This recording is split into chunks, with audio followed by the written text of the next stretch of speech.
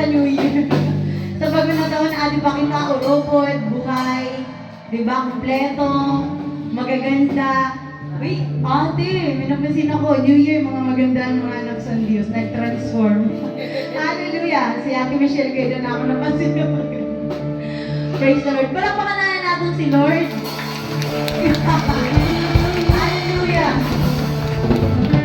Praise God.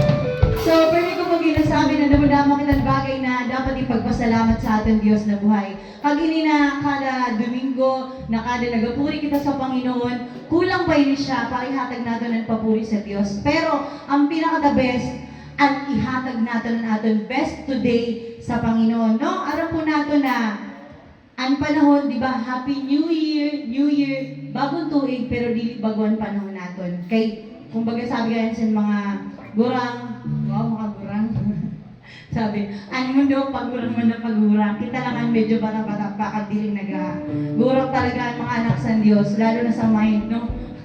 Mga young at heart, galit kita. Amen, no? So, palakpakan natin si Lord.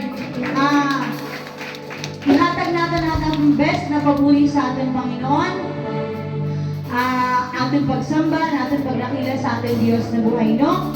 Kumbaga, isipon natin, bakit totoo ada na si Lord? Or time, maganda gani kung nagapupuri kita, mabot na si Lord, or mag-rapture na. At least sure kita na ang heart natin, sugad kagan mind, nakaset guide sugad sa Panginoon. Amen ba? Amen. Tanan ba, naka-ready na para magpuri sa ating Diyos na buhay?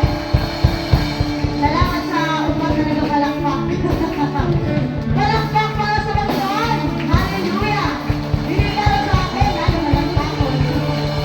Praise the Lord! Hallelujah, Lord! We will come your Holy Spirit. Come on, people of God, let us praise, dance, jump. Tanan po, malaya natin yung mohon. Ang nais natin ay hatag sa Lord. Ang ways na natin papupuri sa iya. Praise the Lord! Ipalakpak ang mga kamay.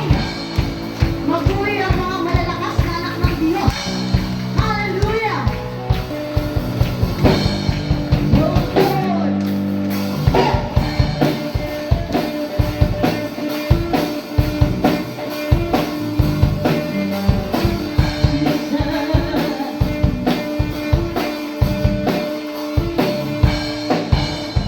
Pagpupurit, pagsamba, tanging sa'yo lamang.